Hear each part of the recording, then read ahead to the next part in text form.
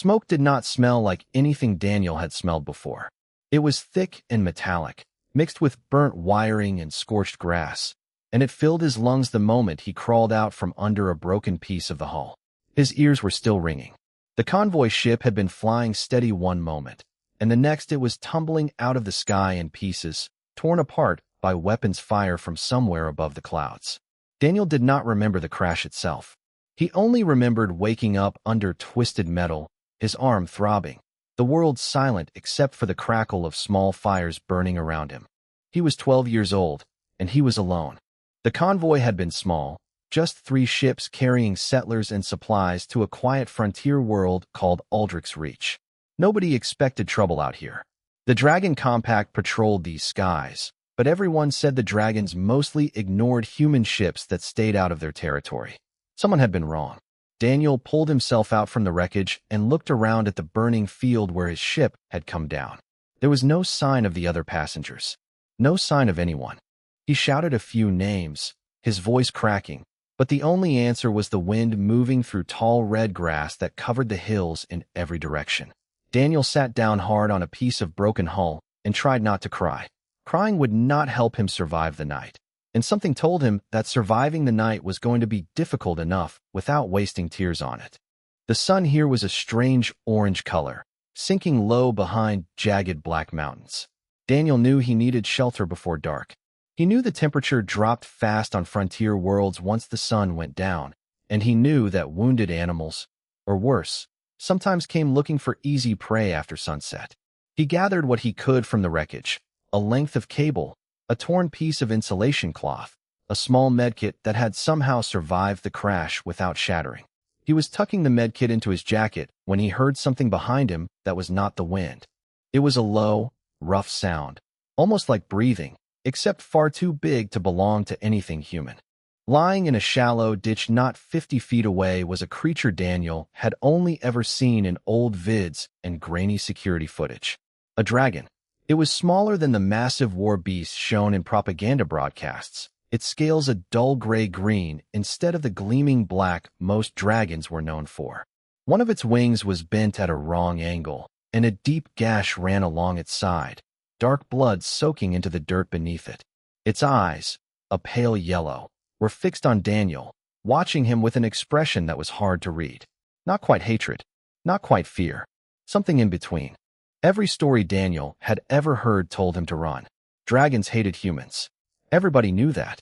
It was the reason for half the wars fought along the frontier, the reason ships got shot down without warning, the reason his own convoy had probably just been destroyed. But looking at this dragon now, lying wounded and unable to fly, Daniel did not see a monster. He saw something in pain, the same way he had been in pain a few minutes ago, crawling out of the wreckage. The dragon shifted, and a low growl rumbled from deep in its chest, a warning.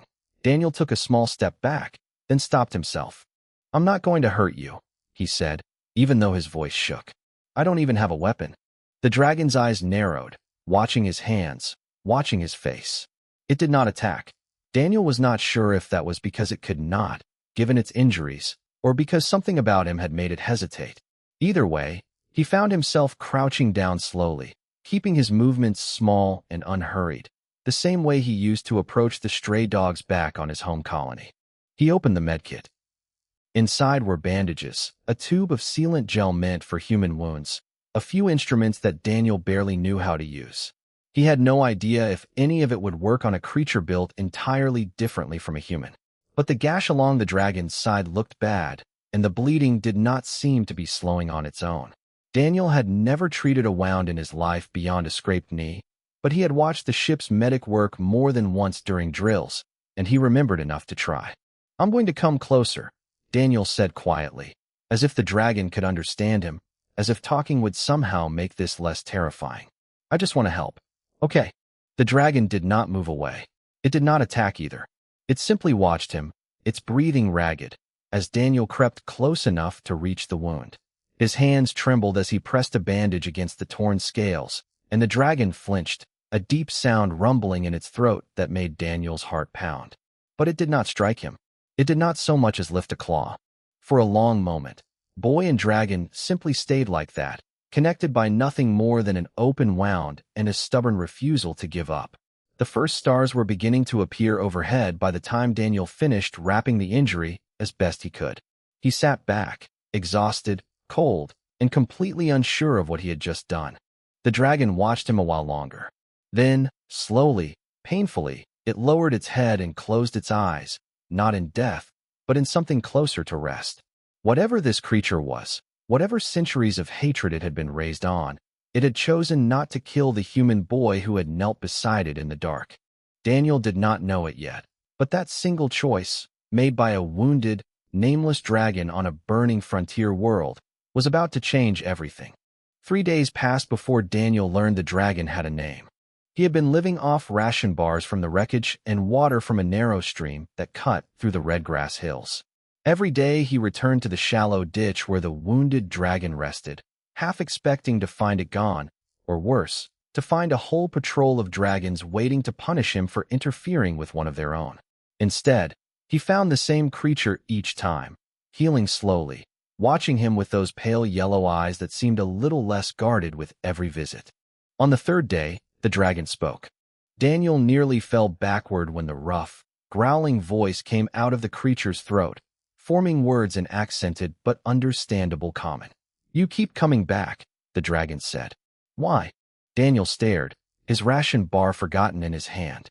He had not known dragons could speak the human tongue, though looking back, it made a strange kind of sense. If dragons and humans had been fighting each other for centuries, someone on the dragon side would need to understand what humans were saying. "Because you're hurt," Daniel said simply, "and leaving you here would be wrong." The dragon's tail flicked, an irritated motion. "Humans do not care if dragons are hurt. Humans burned our nesting grounds. Humans call us monsters in their broadcasts. You should hate me." "Maybe," Daniel admitted, "but I don't even know your name. Feels weird to hate someone you don't know." There was a long pause. The wind moved through the grass, carrying the smell of the stream nearby. Finally, the dragon spoke again. "Rask," it said. "My name is Rask." "Daniel," the boy answered, and for the first time since the crash, he almost smiled. Over the following days, Daniel learned that Rask was young, younger than his size and voice suggested, still not fully grown into his scales or his strength. Rask explained, haltingly at first and then more freely, that he had been part of a border patrol when his squadron encountered the human convoy. Rask had not fired the shot that brought Daniel's ship down. He had been trying to pull back, to avoid the confrontation entirely, when a rogue blast from a damaged wingmate's weapon had struck both the human ship and Rask himself, sending them both crashing down in the same field. "So it was an accident," Daniel said. "Nobody meant for any of this to happen." Rask's eyes darkened. "Accidents do not matter to the Elder Council. Only results matter. A dragon crashed near a human ship. A human survived. That alone would be enough for many of my kind to demand your death. Then why haven't you told anyone I'm here?" Rask did not answer right away. He looked out over the darkening hills, his injured wing twitching slightly as it continued to heal. "Because you helped me," he said finally. "No human has ever done that. I wanted to understand why." Daniel sat down in the grass beside him, no longer afraid to get close. "I guess I don't really hate dragons," he said. "I mean, I've heard the stories. Everybody has. But you were just lying there, hurting. It didn't matter what you were. It only mattered that you needed help." Rask made a sound that might have been a laugh, if dragons could laugh. "That is a very human answer, and a very foolish one by dragon standards." "Maybe," Daniel said again, shrugging. "But it got you a bandage instead of a fight, so I don't feel bad about it." As the days went on, the two of them fell into an easy, unlikely routine. Daniel would bring water and whatever food he could find, sometimes even sharing his own dwindling rations, and Rask would talk, slowly opening up about dragon history, about the war that had shaped generations of hatred between their two peoples. He spoke of a nesting ground burned to ash centuries ago, an act that dragons still spoke of with fury, though few could say exactly who was responsible or why it had happened. He spoke of an elder council that ruled with iron discipline, led by ancient dragons who remembered every human wrong ever committed, real or exaggerated, and used those memories to keep the fires of hatred burning bright. Daniel, in turn, told Rask about his home colony, about losing his parents in a mining accident years before, about ending up on this convoy because there had been nowhere else for him to go. He told Rask what it felt like to survive a crash completely alone, to not know if anyone from his ship had lived. Rask listened in a way that surprised Daniel, quiet and attentive, without the mockery or impatience he might have expected from a creature raised to see humans as lesser. "You are not what the stories say," Rask admitted one evening, as the sky burned orange and purple above them. "I do not think all humans are what the stories say." "And you're not what our stories say either," Daniel replied. "Not even close." It was a small thing, a boy and a young dragon sitting together in the fading light of an alien sunset, trading stories instead of blows. But Daniel could feel, even then, that something important was happening between them, something that went far beyond one wounded dragon and one stranded boy. He did not know yet how dangerous that feeling would become, or how many old and powerful eyes were about to notice that a human child was still alive on Aldrich's reach, quietly changing the mind of a dragon who was never supposed to trust him at all. The scout who found them did not announce himself. Daniel only realized something was wrong when Rask suddenly went rigid beside him, his head snapping up toward the ridge above the ditch where they had been sitting for over a week now. A second dragon stood there, larger than Rask, its scales a polished black that caught the last light of the setting sun. It said nothing at first. It simply stared down at the two of them, at the human boy sitting calmly beside an injured dragon of the compact, and its expression shifted from confusion to something colder. "Rask," the newcomer said slowly. "Explain this." Rask rose to his feet, wincing as his half-healed wound pulled tight. "Torin, this is not what it looks like." "It looks like you have been sheltering a human," Torin said. "For days, from the state of that wound of yours. Does our father know?" Rask's silence answered the question well enough. Daniel did not understand every word of the exchange, but he understood enough. He rose slowly, keeping his hands visible, the same way he had that first night with Rask. "I only helped him," Daniel said. "He was hurt. I didn't attack anybody." Torin's eyes fixed on him with a look that made Daniel's stomach twist. "Humans do not help dragons. Humans burn our nests and call it strategy." He turned back to Rask. "Father will want to see this human." Now, what followed happened too fast for Daniel to fight, even if fighting had been an option. Torin's claws closed gently but firmly around him, lifting him off the ground with terrifying ease, and the world blurred into wind and motion as they flew. Rask shouted something in protest, but Torin was already beating his powerful wings toward the mountains, carrying Daniel higher and faster than he had ever traveled in his life. Below him, the burning field where his convoy had crashed shrank into nothing, replaced by jagged black peaks, and, finally, an enormous fortress carved directly into the mountainside, its walls scorched dark by centuries of dragon fire. They landed in a wide stone courtyard filled with dragons of every size and color, all of whom turned to stare the moment Torin set Daniel down on the ground. Whispers rippled through the crowd, low and hostile. Daniel had never in his life felt so small. He was marched, or more accurately dragged, through winding stone corridors until he reached a massive chamber at the fortress's heart. There, seated upon a raised outcrop of rock, was a dragon unlike any Daniel had yet seen.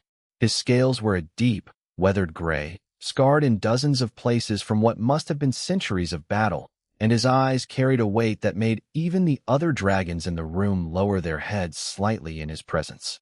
Daniel did not need to be told who this was. Rask's father, the elder Vornak. Rask arrived moments later, breathless and limping, having flown as fast as his healing wing would allow. "Father, please, let me explain." "You will have your chance," Vornak said, his voice a low rumble that seemed to shake the stone beneath Daniel's feet. His gaze settled fully on Daniel now, cold and ancient. "A human child, alive, in the heart of our stronghold. Do you have any understanding of what you have done, Rask? Sheltering this creature could be seen as treason." "He saved my life," Rask said. "I was bleeding out in that field. He treated my wound with his own hands, knowing what I was, knowing what humans and dragons are to each other. He had every reason to leave me to die, and he did not." A murmur spread through the gathered dragons, disbelief and anger tangled together. Vornak raised a single clawed hand, and the room fell silent instantly. "Boy," Vornak said, addressing Daniel directly for the first time. Is what my son says true? Daniel's heart was pounding so hard he could feel it in his throat, but he forced himself to speak clearly, the same way he had forced himself to approach Rask that first terrifying night. Yes, he was hurt and alone, and so was I. I didn't know what would happen if I helped him. I still don't know what's going to happen to me now, but I couldn't just leave him there. Why not? Vornak demanded. Your people have hunted mine for generations. Why would a human child show mercy to a creature raised to see him as an enemy? Daniel thought of his parents, gone now for years, and of the empty silence after the crash when he had believed himself completely alone. Because I know what it feels like to need help and not have anyone give it, he said. I wasn't going to do that to someone else, even if he was a dragon. The chamber remained silent for a long moment. Vornak studied Daniel with an unreadable expression, his ancient eyes flicking briefly to Rask, then back to the boy standing small and unarmed before the most powerful dragon on Aldrich's reach. Bold words, Vornak said finally, for a creature standing alone in a room full of enemies. They're not bold, Daniel replied, his voice shaking only slightly. They're just true. Something shifted in Vornak's expression then, something Daniel could not quite name, somewhere between anger and reluctant curiosity. The old dragon leaned back on his stone perch, considering the boy in front of him for a long, heavy silence. The council will decide what becomes of you, Vornak said at last. But know this, human child. Words alone will not save you here. If you wish to prove your claims true, you will need to prove them through more than talk. Daniel did not know exactly what that meant yet, but the look in Vornak's eyes told him it would not be easy, and that whatever came next would test him in ways far more dangerous than tending a wound in a quiet field. The council chamber emptied slowly, dragons filing out in tense clusters, whispering among themselves about the human boy who had dared to speak so plainly before Elder Vornak. Daniel was left standing alone at the center of the great stone room, exhausted and unsure if he had just saved his own life or sealed his fate. It was Rask who broke the silence, limping over to stand beside him once the last of the council members had gone. They are going to invoke the trial of fire, Rask said quietly. Daniel turned to him. What's that supposed to mean? It is an old ritual, Rask explained, his voice low. Older than the war between our peoples. When the council cannot agree on whether someone deserves mercy or death, they send that someone through the Molten Vale, a stretch of land near the volcanic ridges to the south. It is filled with feral drakes, unstable ground, and fire vents that can open without warning. If you cross it and survive, the council must accept that you were meant to live. If you do not, Rask did not finish the sentence. He did not need to. And if I refuse? Daniel asked. Then you die anyway, only faster, and without even the chance to prove yourself. Rask's tail flicked, agitated. My father invoked the trial because he does not know what else to do with you. You are not an enemy soldier he can simply execute. You are not fully innocent either, by our laws, since council members saw you inside our stronghold. The trial is his way of letting fate decide instead of himself. Daniel swallowed hard, but he refused to let his fear show, not after everything he had already survived. Then I guess I'm doing the trial of fire. Rask hesitated. I am forbidden from helping you. My father made that very clear. I understand, Daniel said, and he meant it. He was not going to ask Rask to risk everything a second time. The Molten Vale was worse than Daniel had imagined. He was left at its edge at dawn, given no weapons, no supplies beyond a single canteen of water, and a single instruction from the guards who escorted him there. Reach the far side by nightfall, or do not reach it at all. The ground beneath his boots was cracked and blackened, veins of orange light glowing faintly beneath thin crusts of rock.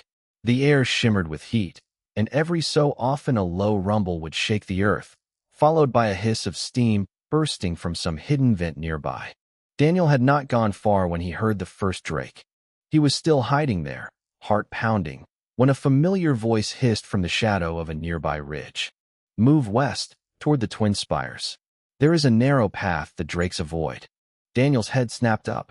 Rask was crouched low behind the rocks, his wings pulled in tight to avoid being seen. You said you couldn't help me, Daniel whispered. I said I was forbidden, Rask corrected. That did not mean I would listen. Together, moving carefully and quietly, They made their way deeper into the veil, Rask guiding Daniel around unstable ground and hidden vents that could have ended the trial in an instant. More than once they had to freeze completely still as feral drakes passed nearby, drawn by scent or sound, only to lose interest and move on.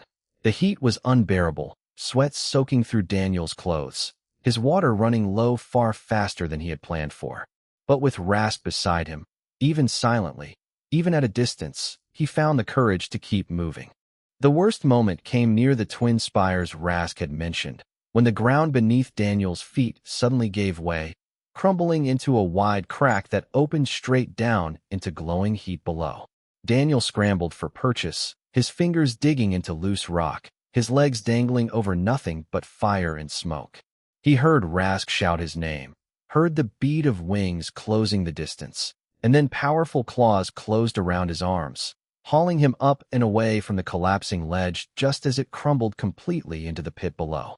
They lay together on solid ground for a long moment, both of them breathing hard, hearts pounding in the aftermath of nearly losing everything. "You could have let me fall," Daniel said finally, staring up at the ash-streaked sky.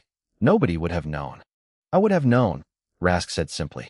By the time the twin spires gave way to the far ridge of the molten veil, the sun was already sinking low, painting the volcanic landscape in deep shades of red and orange.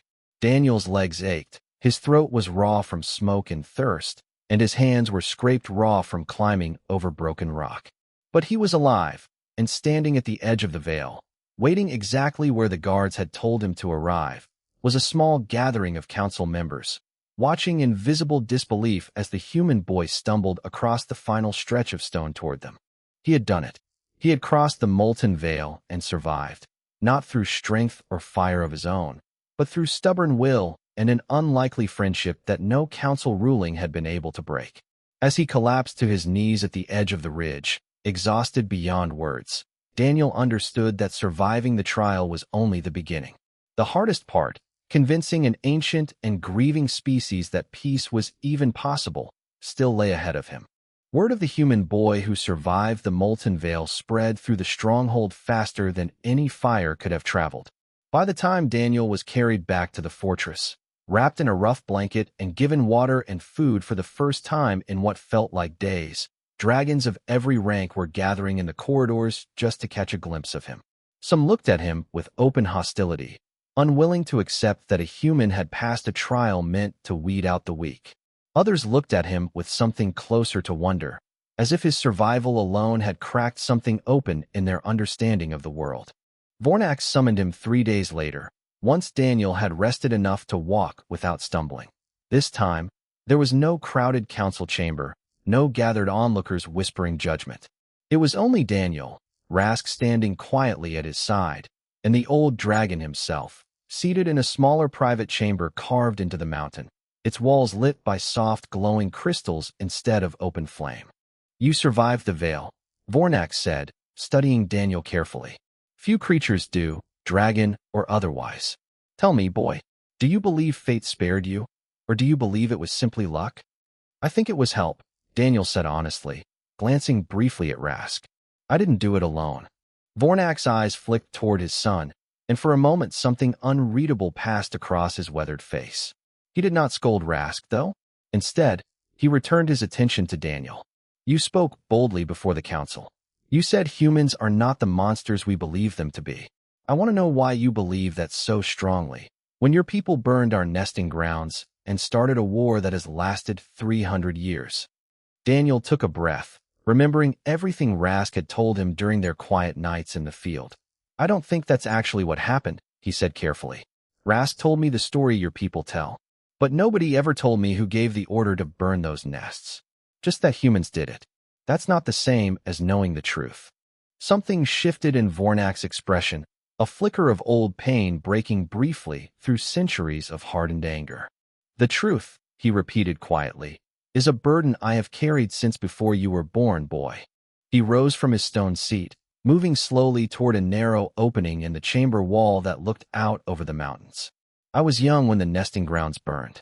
Younger than Rask is now.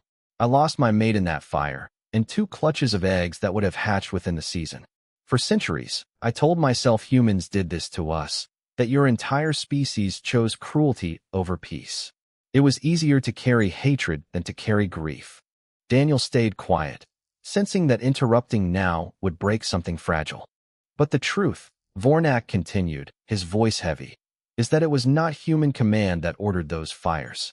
It was a single rogue faction, exiled mercenaries who had turned against both their own government and ours, seeking profit from chaos rather than loyalty to any banner. Human leadership condemned the attack. They offered reparations, which my own father refused out of pride and grief. I know this because I was there when the offer was made and rejected. Then why does everyone still believe humans did it on purpose? Daniel asked. Because hatred is easier to pass down than complicated truth, Vornak said. Because it is simpler to raise children believing an entire species is evil than to explain that a handful of criminals caused unspeakable pain, and that peace was possible and lost through our own stubbornness. I built the Council's policies on that hatred. I taught Torin and countless others to distrust every human they meet. And I taught Rask the same, though it seems. He glanced again at his younger son. The lesson did not take quite as deeply as I intended. Rask stepped forward slightly. Because I met a human who chose kindness first, Father. Not because I forgot everything you taught me. Because Daniel showed me something you never could, since you never let yourself trust a human enough to find out. Vornak was silent for a long moment, staring out at the darkening sky beyond the mountain. When he finally spoke again, his voice was quieter than Daniel had yet heard it. 300 years of war, built upon a truth I buried out of grief and pride. Do you understand what you are asking of me, boy? To stand before the council and admit that our hatred was never justified the way we told ourselves it was. I'm not asking you to forgive anyone, Daniel said. I'm just asking you to tell the truth. What happens after that is up to you and your council. But hiding it hasn't brought your mate back, and it hasn't stopped more dragons and more humans from dying. Maybe the truth won't fix everything right away, but it has to be better than 300 more years of a war that started because of a lie. Vornak turned to look at him fully then, ancient eyes studying the tired, scraped, and stubborn human boy standing before him with more courage than dragons 3 times his size had shown in that same chamber. Whatever Vornak saw in that moment seemed to settle something within him, some decision made after centuries of hesitation. Tomorrow, Vornak said finally, I will speak before the full council, and for the first time in 300 years, I will tell them the truth. Daniel felt something loosen in his chest, relief and fear tangled together, knowing that whatever happened next would decide far more than his own fate. It would decide whether peace between two exhausted, grieving peoples was finally possible, or whether even the truth would not be enough to undo 3 centuries of carefully cultivated hatred. The council chamber had never been so full. Word had spread overnight that Elder Vornak himself was calling every remaining council member and clan leader to gather at first light, and by the time the sun rose over the mountain stronghold, the great stone hall was packed with dragons of every size, color, and rank, all murmuring nervously about what could possibly demand such an urgent meeting. Daniel stood near the edge of the chamber, Rask close beside him, both of them watching as Vornak climbed slowly onto the raised stone platform where he had once judged Daniel as a dangerous intruder. The chamber fell silent the moment Vornak raised his head. 300 years ago, Vornak began, his voice carrying easily through the vast stone hall. Our nesting grounds burned. I lost my mate that day. I lost 2 clutches of unborn young. And I told myself, as many of you were also told, that humans had done this to us out of pure cruelty, without provocation, without remorse. A ripple of confusion moved through the crowd. Nobody interrupted. That is not what happened, Vornak continued. The fire was set by a rogue faction of exiled mercenaries, criminals rejected by human leadership long before that day. Human command condemned the attack. They offered reparations, which my own father refused, blinded by grief, just as I chose to remain blind for 300 years afterward. I built our laws, our fears, and much of this council's hatred toward humans on top of a lie I allowed to stand, because the truth was too painful to face. The silence that followed was heavier than any Daniel had felt yet, thick with disbelief, anger, and something that looked almost like grief finally being allowed to surface after centuries buried beneath hatred. Several council members began speaking at once, voices rising in confusion and outrage, demanding proof, demanding explanation, demanding to know why their leader had waited so long to speak this truth aloud. "Because I was a coward," Vornak admitted, his voice cutting through the noise. "Because hatred was easier to carry than grief. And because passing that hatred down to my sons and to all of you felt safer than admitting that peace had once been possible, and that my own pride helped destroy it." Torin, standing near the front of the gathered crowd, looked stunned, his earlier hostility toward Daniel replaced now by something closer to confusion. It was Rask who stepped forward next, his voice steady despite his youth. "I did not believe humans could be trusted either. Not until Daniel treated my wounds instead of leaving me to die in that field. He had every reason to hate me. He chose kindness instead. If a human boy can make that choice standing over an enemy soldier, I do not see why an entire council of dragons cannot at least consider the same." Murmurs spread through the hall again, quieter this time, thoughtful rather than purely angry. Daniel felt every eye in the chamber shift toward him, and though his heart pounded fiercely in his chest, he forced himself to step forward as well, standing beside Rask in front of the entire Dragon Compact leadership. "I'm not here to tell you the war wasn't real, or that dragons and humans haven't hurt each other plenty of times since then," Daniel said, his voice carrying as clearly as he could manage. "I'm not asking anyone to forget everything that's happened, but I crossed the Molten Veil because your own laws demanded proof that I deserve to live. I think it's fair to ask the same question the other way. Doesn't peace deserve at least the same chance that hatred has had for 300 years? The council debated for hours after that, long into the afternoon, voices rising and falling as old grudges clashed against newly revealed truth. Daniel and Rask waited outside the chamber together, neither speaking much, both simply grateful to have survived long enough to see this moment happen at all. When the doors finally opened again, it was Vornak himself who emerged first, his expression tired but steady in a way Daniel had not seen before. "The council has agreed," Vornak announced, "to a formal truce between the Dragon Compact and human territories, beginning with this stronghold and Aldrich's Reach. It will not be simple, and it will not erase 3 centuries of pain overnight. But it is a beginning." He turned to look directly at Daniel. "And it would not have happened without the stubborn courage of one human boy who refused to hate a wounded stranger simply because old stories told him he should." The council further named Daniel as the first human emissary permitted within Dragon territory, a role neither fully diplomat nor fully guest, but something entirely new, built specifically because nothing like this had ever been needed before. Rask, meanwhile, was granted the honor of serving as his official guide and protector, a role he accepted with far more excitement than dignity, much to Torin's amused disbelief. That evening, as the fortress settled into a rare and cautious calm, Daniel and Rask climbed to the highest spire of the mountain stronghold, looking out over a landscape that had once been nothing but crash wreckage and burning grass to Daniel, and was now, somehow, beginning to feel like the strange, unexpected start of a home.